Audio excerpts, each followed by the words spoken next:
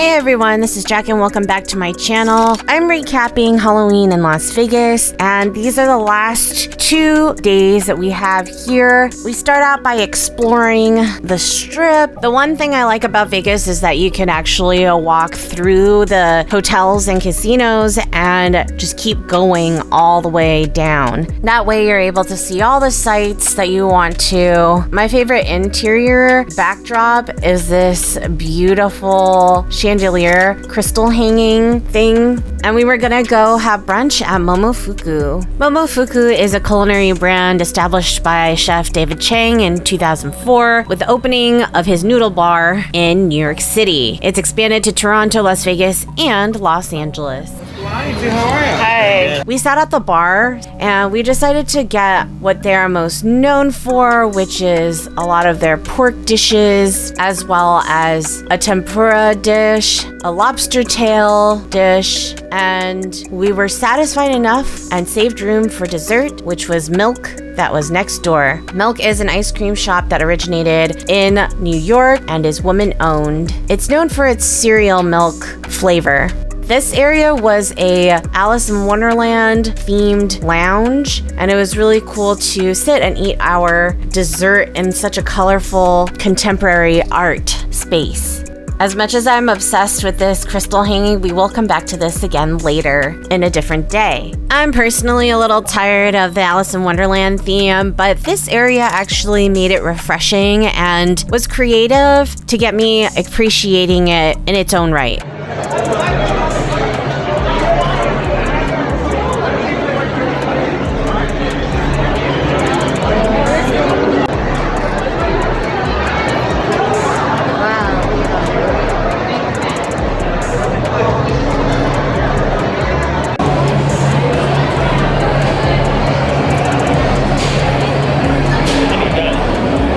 Yes, I'm super obsessed because the lights actually travel all the way up, multiple floors. I really want this. I love window shopping because it's one of the things that you should probably do while you're in Vegas. Everything is so glitzy and glammy. After that, we went back to our hotel, and since we were paying for the resort fees, we decided to go downstairs and actually enjoy what the resort had to offer. We were lucky and were able to go to the swimming and jacuzzi areas without anyone around. It felt like our own little space that was private, and we had a really great time for a couple of hours. I really like purchasing hotels off of the Strip because literally everybody tries to be on the Strip. They either want to walk around because they don't want to park and pay and drive if they're drinking. So this is actually something that I seek out, is to be off the Strip. Unless it's someone's party or something that they request and actually purchase the room for us. I also accept sponsorships, of course.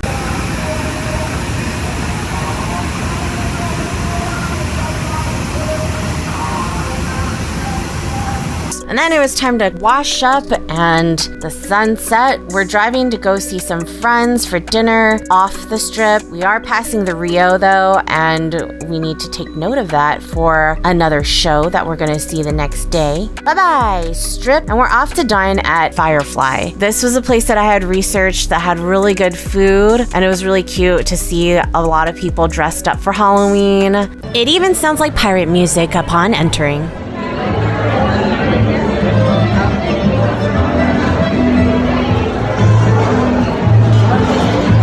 They had really tasteful decor as well. Love it.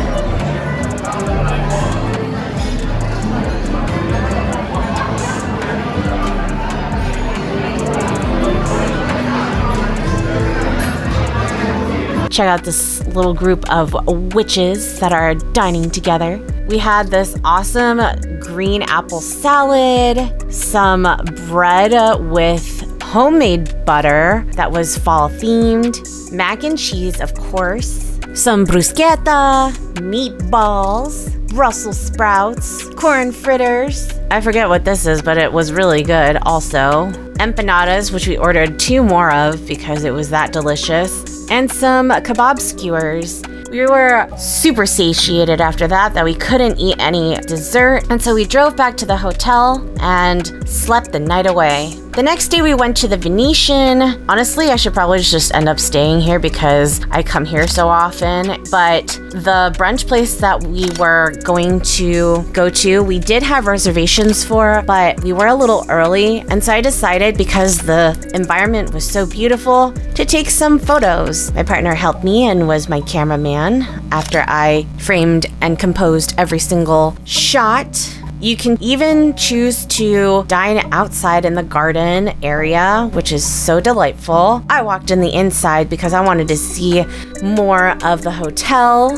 But look, there's like gazebos and stuff, which are great for weddings. Check out this ceiling. It is so beautiful. It looks like it's hand painted. Chandeliers are extravagant and match really well. Paintings look like Renaissance paintings. I would also decorate my house like this. I would always love a Caravaggio man playing me some music. A fountain outside. Then we have this warrior woman with the Leo thing going on here. The Archangel Michael under an arch. Oh my gosh, it's just so gorgeous. Look at all the little cherubs that you walk by, watching down at you. I kind of wish they made this area spooky so it looks like a haunted mansion that you're walking through, but you know, that's a lot of work. There's this maiden with a horse or something. I was for this. Anyway, back towards the restaurant. We are dining today at the French restaurant Bouchon, which is by Thomas Keller, the person who also owns and started French Laundry. Fan-freaking-tastic decor, very simple and French, as well as food. Come on, we have to honor all the food that we purchased today. Their bread basket was so good, but we didn't want to fill up on this because we knew that the main course was going to be awesome. They boxed this and the butter was so good that they gave us extra to take home. You don't like a coffee or tea or anything? We got the croque madame, which is a sandwich with an egg on top, and of course the steak frites, which is $75, but well worth it. We asked for it medium rare and it was cooked perfectly, and it came with this awesome béarnaise sauce. Oh my gosh, I could have eaten that by itself. I asked for extra to dip my fries in. The cocktails were okay, but the creme brulee, oh my gosh, the custard and the shell was perfect. Of course, I had to go to the restroom to see and take a selfie. Gelato looked amazing, but we were also warned that in Italy, all that extra stuff is actually to get you to purchase it because it's fun, despite the actual quality. This is a great coffee brand though, Illy, so who knows? We were too full to consider it. And then we went window shopping because you know what? It's always fun to look at what's new and exciting. I don't know if the gondola ride is worth $60, but you know what? I'm sure it's fun for some people and it's a tourist attraction. I really like all the lighting. For Halloween, they really make it colorful and spooky.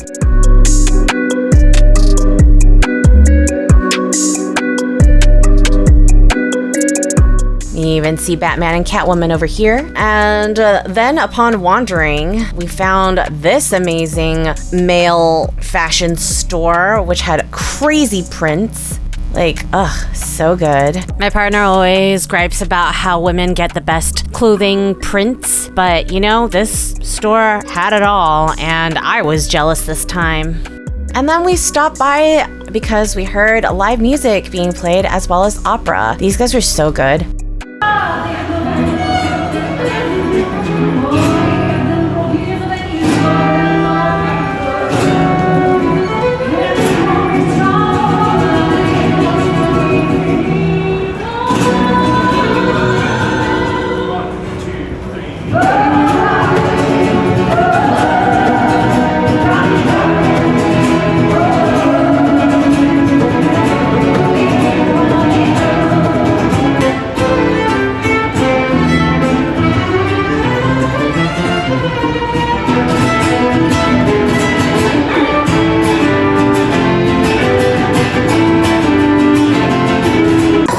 In LA, in the Westfield Mall. Go see. Yeah. $10. Every season, they always change this area. Like for Chinese New Year, they would have it all red with the zodiac animal of the year. This time it's fall, of course, autumn, pumpkins. And then it was time to go outside and get some sunshine because you know what? We've been indoors for a very long time and it was a beautiful day. So we walked over to the main face of the Venetian.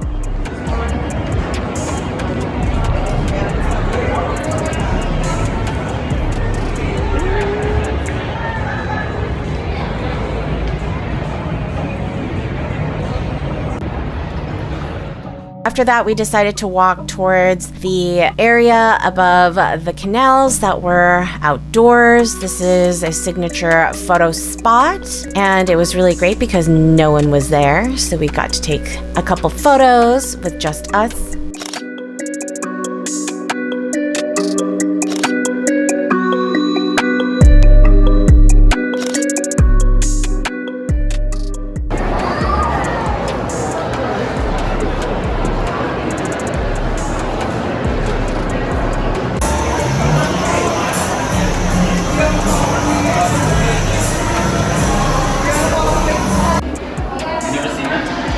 This is genius.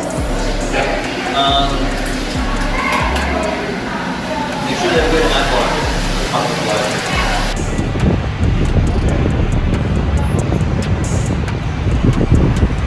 After that, it was time to head towards Caesar's Palace. Yep, we go watch the Poseidon, Ares, Athena show or whatever by the aquarium. And this thing's a little dated, but I guess it still works for what the place is.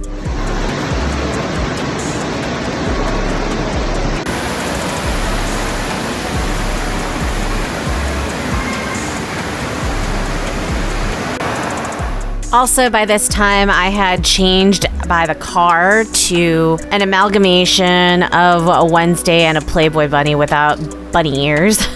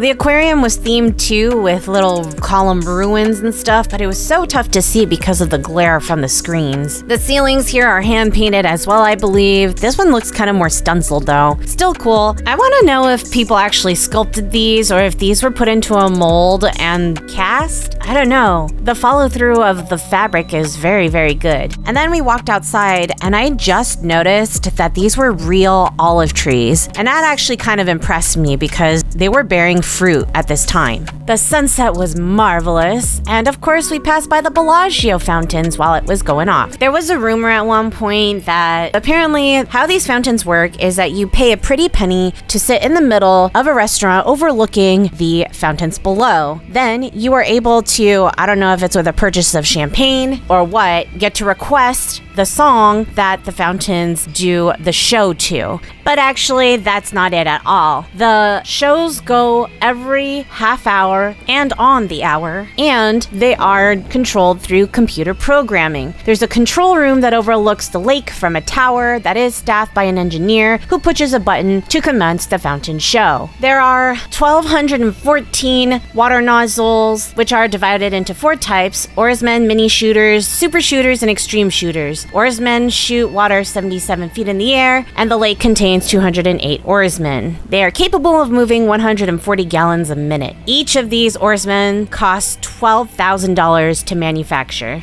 The water is choreographed by WET, to match accompanying music and songs, which are emitted by 183 speakers built into lampposts. 30 additional speakers are used for the bells of a bell tower, and the lake below is usually referred to as Lake Bellagio or Lake Como, loosely based off of northern Italy's Lake Como, near the village of Bellagio, Lombardy. And this person had a very classy pick and chose L'Estasi dell'Oro, The Ecstasy of Gold, a song composed by Italian musician Ennio Morricone for the soundtrack of Sergio Leone's Western spaghetti film The Good, the Bad, and the Ugly, in which Tuco frantically searches in the cemetery the grave where there's $200,000 in gold. All right, enough of a history lesson. Let's go back to this beautiful curtain of crystals. I actually take a photo in a shoe here because, what's a girl's life without shoes? Yeah, I really need those bunny ears at this time to complete my outfit. Anyway, I was a little pissed because Jaleo was actually open without a lot of people in it. And I love Jose Andres, but when I called, they said that all of his restaurants were booked, and that was not the case. So we ended up booking a reservation at Scarpetta, which is an Italian restaurant known for their pasta. And let's just say I would rather do Jose Andres for the future and just do a walk-in. We told them that it was our anniversary, and we didn't even get a window seat, even though the view was really nice. Scarpetta means little shoe in Italian. Like I mentioned previously, their pasta is headlined and are handmade. It is a classy joint. They played Frank Sinatra the whole time. The drinks were actually really good, but everything else was kind of bland, and I don't know. I was missing some spice in my life. I feel like this was also a place more for older people than younger. We did decide to go with some dessert, and we got the Nutella Bomboloni, which is a Nutella and pastry cream filled donut or donuts with Nutella ganache and banana sauce.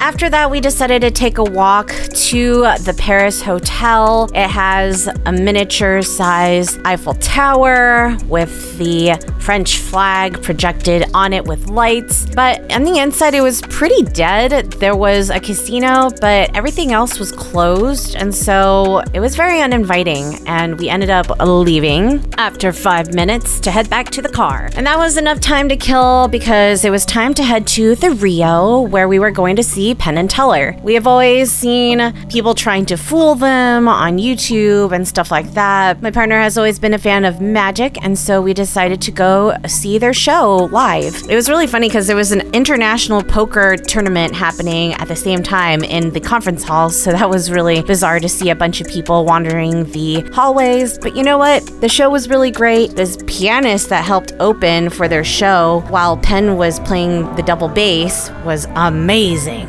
This concludes my trip to Las Vegas during Halloween. Anyway, if you like this video, give it a thumbs up, share so that other people can learn more about Las Vegas and things to do specifically during Halloween. Subscribe and click the notification bell so that you know when I have new content out. I post every Saturday at 10 a.m. Pacific time. Thanks so much for watching my series. If you've missed any, go back and watch them. You can find the links down in the description box below. And until next time, keep curious, everyone. Jack out.